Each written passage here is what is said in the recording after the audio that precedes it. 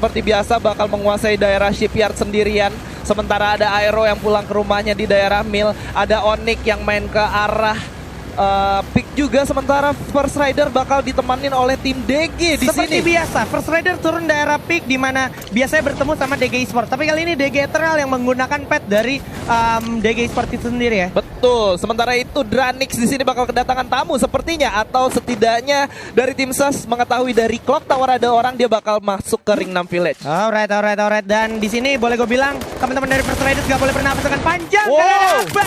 Sang Rising Star kita. Wow. Sudah berhasil mendapatkan satu orang. Rahmat pun berhasil mendapatkan ombak. Coba dihabis begitu aja Fori dengan satu famasnya. Di samping masih ada Souza dan juga Joker bersiap untuk melantahkan para pemain dari DG Eternal. Tapi First Riders di sini tidak bisa bernapas karena memang posisinya cukup sulit. Abak pun udah berhasil mencoba eksekusi Darkol. Dimana Rahmat pun udah langsung terculik, terkena down. Coba langsung jatuh. Satu orang Abak udah bakal kena down. Joker udah kehilangan dua temannya. Sedikit lagi dan ternyata DG Eternal. Nice one dari Souza dan juga Joker, kerjasama yang sangat Iya, baik. satu clutch moment yang ditunjukkan oleh Joker bener-bener gila banget, dimana dia langsung masuk nge-rush gak pakai ragu, nge-knockdown satu orang, di follow up oleh Souza dari kejauhan menggunakan MP40 sampai akhirnya 4 orang bisa dimakan oleh 2 orang Souza dan juga Joker. Gila.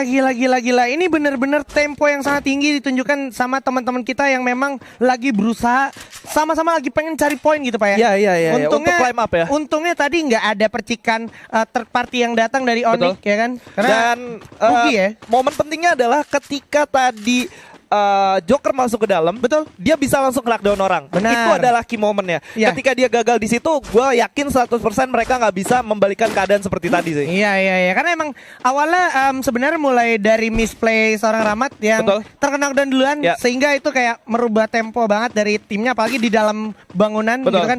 Ruangannya sempit dan shotgun itu mungkin lu menang dari segi range, tapi dari MP40-nya Joker itu bisa gue bilang pemanfaatan posisinya juga sangat baik ya. Iya, bagus banget ya dari segi positioningnya. Dan gue mau bahas juga ketika lu memutuskan untuk turun di early game di tempat pick yang dimana bisa gue bilang pick itu kayak tier lootingannya itu bisa gue bilang C, kecil banget, rendah ya. Jadi odds lu buat dapat senjata tuh bakal kecil banget. Nah, ketika ada 2 tim yang turun secara langsung di sana, gue yakin tim yang memegang senjata jarak dekat lebih dulu itu chance untuk menangnya lebih besar. Yes.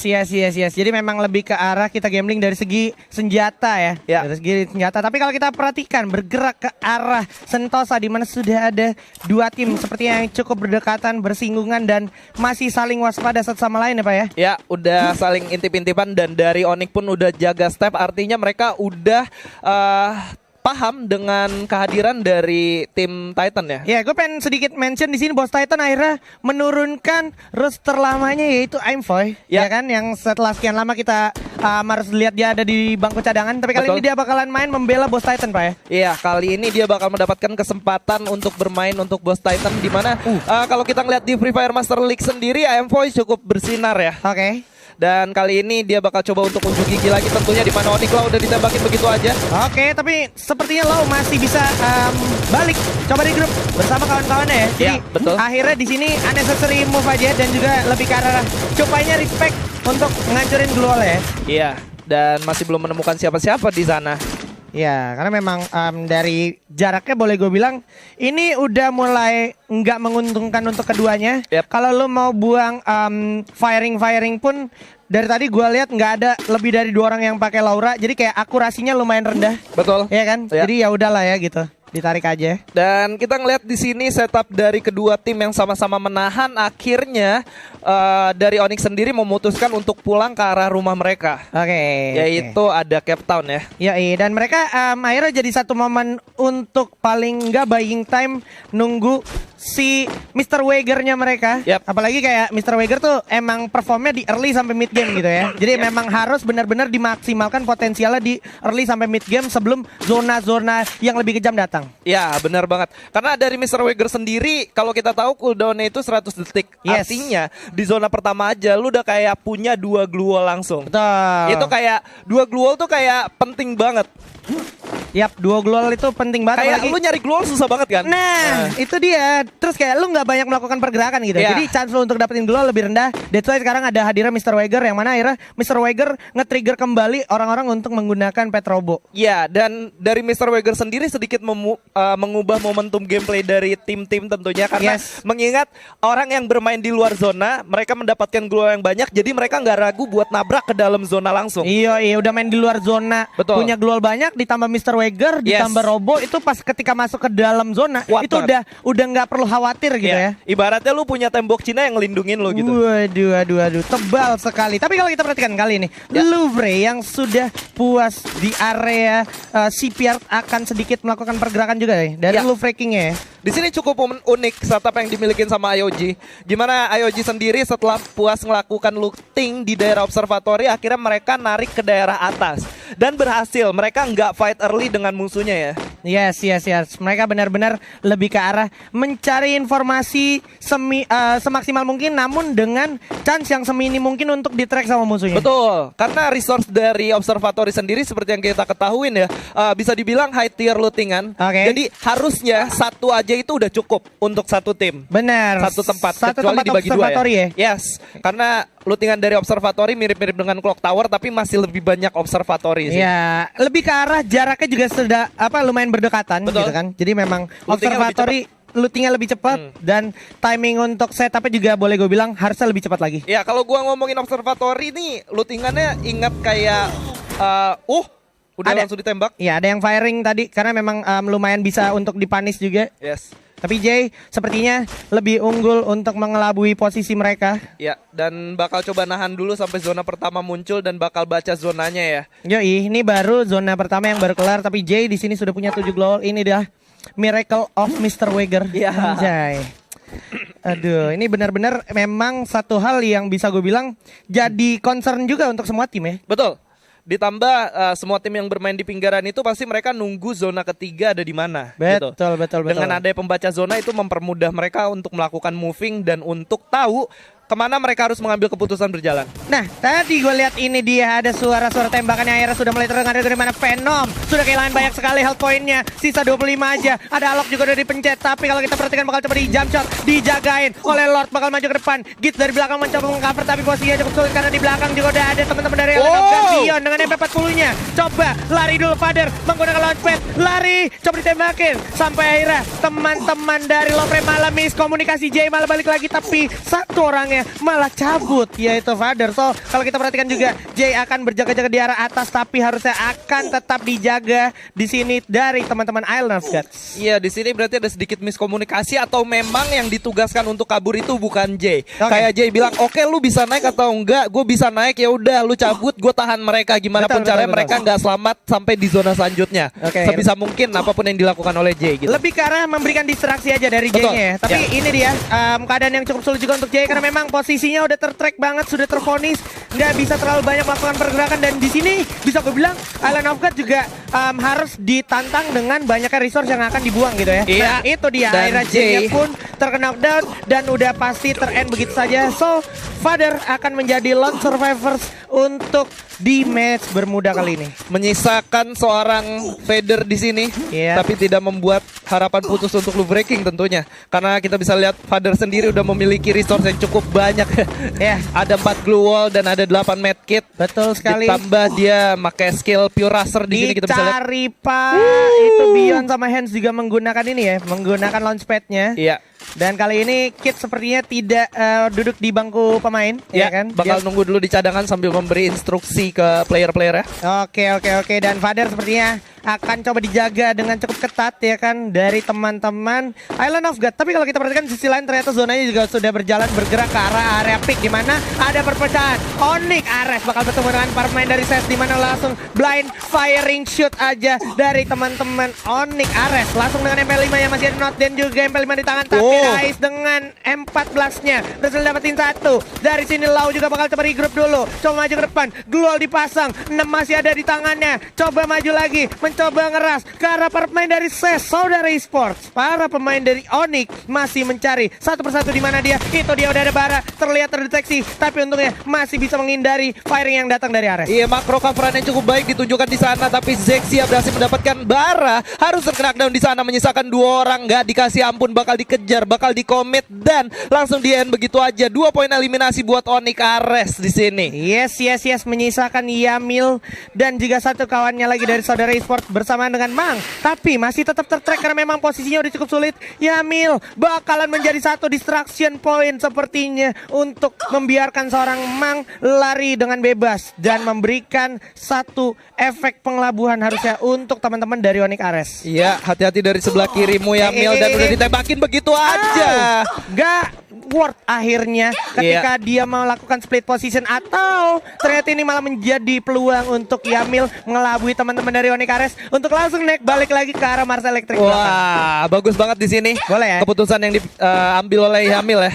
Kita bisa ngeliat gimana dia memutuskan untuk mengambil patahan yang dimana point of view musuhnya nggak bisa ngeliat sama sekali. Yes. Dia manfaatin yang namanya pegunungan, tapi di lain sisi Sesmang harus terkena down lagi. Oh, ini yang tadi ya? Ini yang tadi. Ini Sesmangnya udah habis, cuman tadi dari point of view-nya Yamil tuh kayak jauh udah out of range, tapi masih kerender gitu. Sebenarnya gue sedikit kurang setuju dengan pergerakan yang dilakukan oleh Onyx Ares, karena seharusnya ketika mereka nyampe di Mars Electric, mereka udah punya pattern jalan yang bakal mereka ambil. Tapi dengan mengejarnya satu orang ini bisa aja menjadi turn back point buat mereka ketika mau masuk ke dalam zona, udah ada yang nungguin mereka gitu. Nah, itu ya yang sebenarnya mungkin bisa dimaksimalkan lagi mungkin di ronde berikutnya ya. Betul, atau bisa jadi juga satu nilai plus karena mereka dapat poin tambahan. Nah, itu kita bisa lihat nanti ya. Oke. Nah, ternyata sudah ada yang menggunakan information box lagi di sini dari teman-teman Onyx Olympus, dari Tayo dan juga kawan-kawan ternyata sudah mengamankan area rumah labirin yang cenderung cukup krusial juga nih, rumah di daerah Pik ini Pak ya. Iya. Ini benar-benar emang jadi satu ajang adu fokus juga, apalagi kalau kita perhatikan di area patahan ini yang dekat rumah beton itu udah ada teman-teman dari Dranix. Yes. Apalagi kayak di sini tuh ada Boom, terus ada First Riders juga yang masih stay di area rumah ayam di sana ya kalau nggak salah ya. Ini harusnya zonanya ke arah Dranix sih. Dranix sama ya? Onyx harusnya ya. Harusnya. Kalau misalkan sampai ke sana, tim yang di luar zona itu bakal susah banget tentunya. Yap, dan karena patahan-patahan yang dimaksimalin hanya yang dimiliki oleh tim yang ada di dalam zona aja. Itu dia. Dan ini bakal jadi satu polemik tersendiri juga untuk Onyx yang memang lagi holding position di luar zona dan sekarang udah mulai nggak nguntungin karena depan juga ada teman-teman dari Boss Titan. Dan yes, that's it. Dranix dan juga Onyx Olympus. Iya, ini tentunya memaksa tim-tim yang masih ada di luar zona untuk masuk, mengingat nyampe zona ketiga masih 11 tim dan 36 orang yang hidup. Iya. Dan tadi kalau gue lihat juga, kalau nggak salah dari Straw Hat juga menggunakan satu skill yang akhirnya mulai relatable lagi. Yep. Itu ada Olivia. Karena memang Olivia juga sangat membantu banget, apalagi ketika close range fight, ya kan. Lu nge-revive temen lu nambah darahnya banyak banget, ditambah inhaler sama Alok, itu benar-benar ngebalikin keadaan tanpa lu harus menggulung medical kit. Lebih cepat untuk melakukan backup ketika sudah terkena down ya. Alright. Dan di sini Boss Titan sepertinya harus terculik dari belakang karena memang tanpa sadar di belakang sudah ada penghuninya yaitu Ares. Satu persatu pun terkena dan begitu ya. Cupai masih sempat revive, tapi harusnya Empoy harusnya sempat tertolong juga, mengingat di depan udah ada pemain dari Boss. Oh my god, Boss Titan not so good kali ini karena memang posisinya tersandwich dari depan, dari belakang, dari samping. Sudah ada Dranix juga dan juga Onyx di arah belakang, yaitu Onyx Ares Pak. Iya, udah ditembakin begitu aja, spray down ke arah glue wall. Ada 7 glue wall yang udah di pop out di sana. Bener-bener sulit banget nampaknya. Sementara Onyx Ares yang udah berhasil mendapatkan 4 killnya bakal coba mengambil jalur lain untuk masuk ke zona. Aura bakal langsung nabrak Boss yang tersisa satu orang aja. Ada Apollo di sana dan yes, terdeteksi. Razor benar-benar tajam seperti namanya. Sudah berhasil mendapatkan satu, maupun berhasil mendapatkan Zixia, tapi Amek yang bakalan eksekusi Zixia. Razor pun mendapatkan satu gun. Dan kalau kita perhatikan, Rastis adalah orang terakhir dan Rastis tidak bisa selamat lagi Pak. Iya, tapi killnya ternyata diambil oleh Aura semua setelah 2 orang di knockdown dari Dranix. Tapi finishing yang dilakukan oleh Aura cukup on point. Ada tembakan dari belakang dari arah Boom tentunya ke arah Aura. Tapi di sini Aura udah cukup aman dengan 6 poin eliminasinya. Alright. 10 medical kit dan juga 6 glue wall yang dipunya oleh Amek, di mana jarak untuk masuk ke zona berikutnya sepertinya tidak terlalu jauh. Ini chance yang cukup besar menurut gua untuk teman-teman dari Aura, di mana kalau kita perhatikan sudah ada firing lagi ke arah Dranix. Di sisi lain tanpa kita perhatikan udah ada love breaking harus tumbang, udah ada Island of God juga bakal langsung clash begitu saja. Para pemain dari Dranix langsung perlu lantakan maju ke depan, loncat di sini Beyond dengan M40 coba melawan Razor di depan. Aura masuk dari belakang, tapi ada Aura yang perlahan pasti sneaky masuk dari belakang, loncat di jam tidak oleh mau berjatuh satu Beyond, nyisakan Rollgood. Hands juga cukup panik, ada Rollgood masih dengan 1 MP5 nya udah jatuh, di sisa Lord doang dan dia harus posisi ke-8. Nggak sampai situ, Aura is join the fight. Ini dia Aura yang bakal membakar suasana di sini, di mana P udah jatuh dan loncat begitu aja. Dranix 2 orang tersisa, apakah Dranix selamat? Masih ada Deadly? Tidak ternyata, because Aura is on fire. Yes, Aura lagi-lagi menjadi orang ketiga untuk kedua kalinya, berhasil mendapatkan Boss Titan, berhasil mendapatkan Dranix dan juga EOG di sini, dan mereka masuk into the next zone. Like what? Boom di sini bakal coba untuk masuk juga, sementara di belakangnya ada Yamil yang bakal coba masuk dan zona bakal ada di tengah-tengah open field. Ini dia Souza pun harus ke knockdown, tapi ternyata Olympus tidak terlalu beruntung karena memang udah harus tumbang begitu oleh teman-teman dari First Rider dengan total perolehan 6 poin kill. Oh, tidak sempat tertolong, langsung keburu telat, dan ada teman-teman dari Rowo di sana yang cukup kejam dengan baretanya mengeksekusi habis teman-teman dari First Rider. Tersisa 3 tim kali ini, Pak. Tersisa 3 tim dengan 11 orang yang hidup. Aerowolf Pro Team masih dengan 4 orang yang tersisa. Udah ditembaki dari sebelah kiri. Aura nggak mau tinggal diam melihat Aerowolf yang bakal coba masuk ke dalam zona di sini. Oh, bahaya banget Alcyon, terlalu dini, terlalu berbahaya. Posisi yang cukup sulit, masih ada celah yang bisa dimanfaatkan Ursa. Itu dia celah yang gua maksud. Bakalan diikuti oleh Aura, dan sudah 2 orang tumbang dari teman-teman Aerowolf. Cukup sulit posisinya, dan kalau kita perhatikan Bumi Sport sepertinya cukup mendapatkan keuntungan kali ini karena dia nggak perlu melakukan banyak sekali pergerakan movement, dan kita lihat mereka bakal masuk ke zona berikutnya. Ada suara kaleng yang cukup melakukan pergerakan ke arah kanan, memberikan distraksi, di mana Halcyon pun udah harus jatuh terkena dan oleh Playzone. Masih ada Lux dengan Grozanya bersiap mengarah ke arah Aura, di mana masih coba ditarik terus, masih coba ngegocek terus, bakal coba dihajar terus sepertinya. Iya, udah ditembak dari kiri dan kanan. Amek berhasil mendapatkan nothing di sana, sementara Lux bakal coba melakukan reviving, tapi ada M79 yang udah dikeker, masih bisa survive tentunya. Ada covering fire dari belakang, langsung masuk ke depan, sementara Deadly bakal coba nahan posisinya, ngancurin glue wall yang ada, memberikan vision untuk teman-temannya dengan Moko yang dia milikin tentunya. Sementara itu Nothing, Heyu dan kawan-kawan bakal kesulitan karena glue wall-nya mulai dicocokin satu persatu di sana. Alright, boom, kehilangan 1 orang, menyisakan 3 orang aja, di mana udah sisa 7 orang. Bakal coba langsung dilawan oleh Ori Sports yang sudah mengoleksi 12 poin kill, di mana Jazz berhasil mencolok seorang Strawet. 2 orang tersisa dari Boom, tapi ternyata Rowof yang harus puas di posisi ketiga, bakal melawan para pemain dari Aura. Langsung coba dimajuin sama para pemain dari Boom. 1 udah jatuh, dan gua rasa ini adalah chance yang cukup sulit karena memang zona bakal berjalan. Dan yes, that's it. This is Booyah for Aura Esports. Aura Esports berhasil Booyah dengan poin yang cukup besar di sana. Kalau nggak salah